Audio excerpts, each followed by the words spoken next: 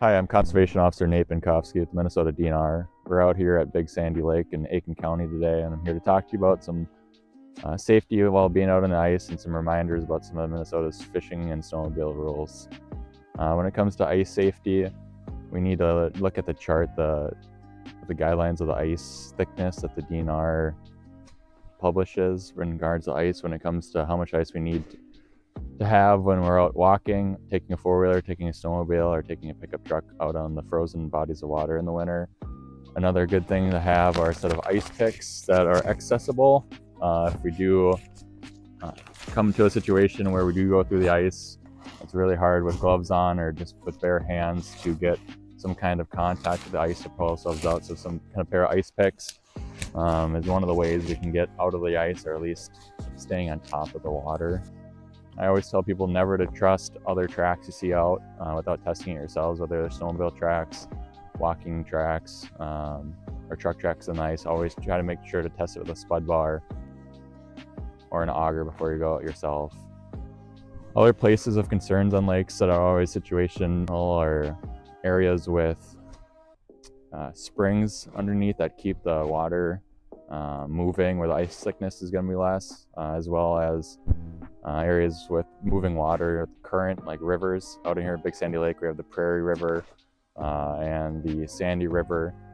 Both of those spots also, besides having current, also have bridges that go over them. And when we snowmobile under bridges, the ice condition is always less than favorable there. The salt from the roads gets onto the ice, as well as the bridge just insulating the ice below it. So those are some areas of concern when we're out here, and we need to make extra caution when we go out and ride. Just some reminders and some snowmobile regulations and rules before we go out on the trails or lakes. We just need to make sure that we have updated registration tabs on the snowmobile. We need to maintain a good speed on the lakes that's safe. This speed limit in this area is 50 miles an hour, whether it's on the trail or on the lakes. And there's a lot of hazards we need to watch out for on the lakes.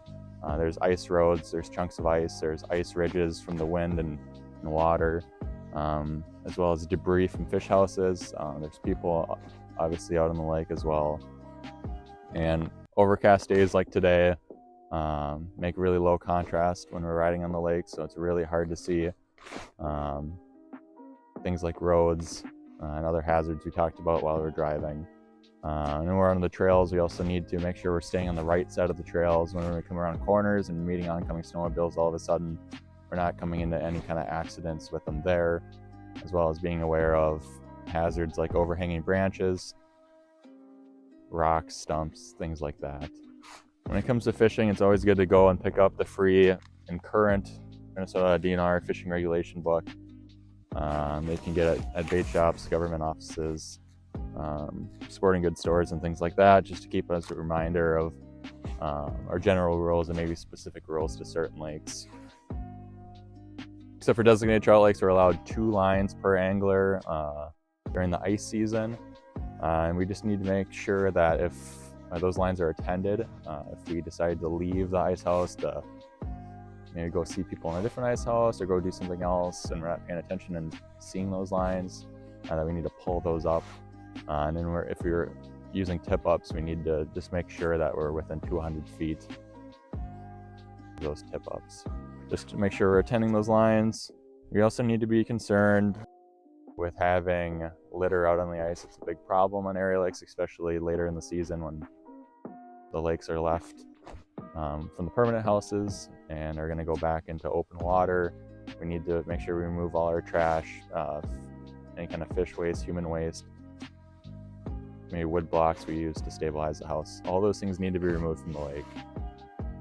These are just some reminders on fishing and snowmobile regulations, as well as some ice safety tips to keep in consideration for this winter. Thank you.